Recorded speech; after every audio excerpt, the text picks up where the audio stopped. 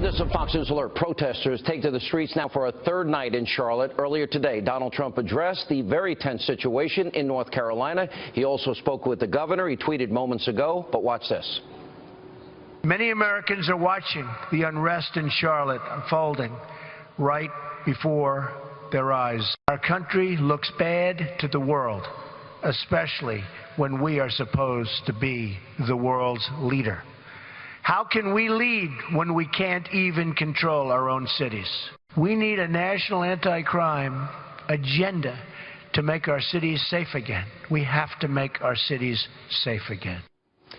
Here now with us, former New York City Mayor Rudy Giuliani. Mr. Mayor, last night you were very clear. This wouldn't have happened in New York City, and you just said to me coming on the air you wouldn't allow what's happening tonight to happen. No, you don't take the streets. So here was my rule. I enforced it with zero tolerance. You wanted to protest, you had every right to do that. You could call me all kinds of names, and as you know, they did. But you could do it on the side. They really did, by the way. Oh, they sure That's did. not a joke, yeah. Because if you're going to change things, they're going to get angry at you. So you could have the sidewalks, but you couldn't have the streets unless you got a permit. And if you got a permit, there was a limit in terms of the amount of time. I'm going to tell you why you can't take the streets. Because in a place like Manhattan, for example, if you take the streets of Manhattan, people are going to die. I have ambulances going through the streets of Manhattan, and if they don't get to the hospital in 4 minutes, the man is dead of a heart attack or the woman is dead of a heart attack. And yes, you have your right to make your First Amendment point, but you do not have a right to take away the rights of other people. With the National Guard? If you put them on the sidewalks, you exercise control over them as opposed to their exercising control over you. The police should be demonstrating that they are exercising control over the probably small percentage of people, as Newt pointed out, of Charlotte, including African Americans. I bet the vast majority of African Americans don't want to be involved in that nonsense that's going on. No, but there's enough there. Look, there's bottles being pelted, rocks being thrown at officers. Should be arrested immediately. Immediately. Right. Now, maybe you could say before tonight they didn't have the manpower. They got the manpower tonight. Right to Rikers Island.